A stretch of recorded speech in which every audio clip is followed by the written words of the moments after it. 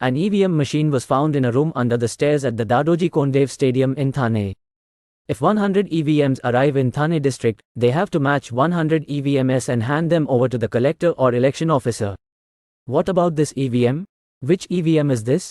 EVM scam is happening. There is a suspicion that EVMs are changed, said Sharad Pawar's NCP leader Jitendra Awad.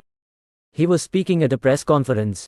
Thane District Collector Ashok Shingare said the equipment found in Dadaji Kondev Stadium has no connection with the ongoing Lok Sabha 2024 elections. These are old equipment and all the necessary updates are given to Election Commission about the same.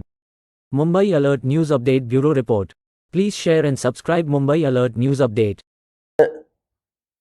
ठाण्यामधील Dadoji Konddev मैदानाच्या एका जिन्याखाली असलेल्या खोलीत, म्हणजे ते खोली कोणाकडे लक्षात जाणार नाही अशा खोलीत ईव्हीएम सापडले, मतपत्रिका सापडल्या. त्याच्यातली सर्वात मोठी गोष्ट असेल, जर ठाणे जिल्ह्यात 100 ईव्हीएम आले तर ते 100 ईव्हीएम परत मॅच करून कलेक्टरच्या हातात किंवा निवडणूक अधिकाऱ्याच्या हातात द्यावे लागतात. मग ही ईव्हीएम राहिले कसे? हे कुठले ईव्हीएम आहेत? ईव्हीएमचा घोटाळा होतो, ईव्हीएम बदलले जातात, ही जी मनातली साशंकता आहे ती आज एकीकडे सर्वोच्च न्यायालयाचा निकाल लागत होता आणि दुसरीकडे ईव्हीएम सापडत होते.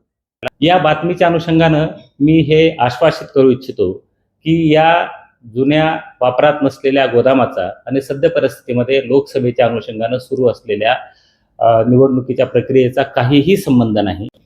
या संपूर्ण प्रक्रियेचं व्हिडिओ चित्रीकरण करण्यात आलेलं आहे.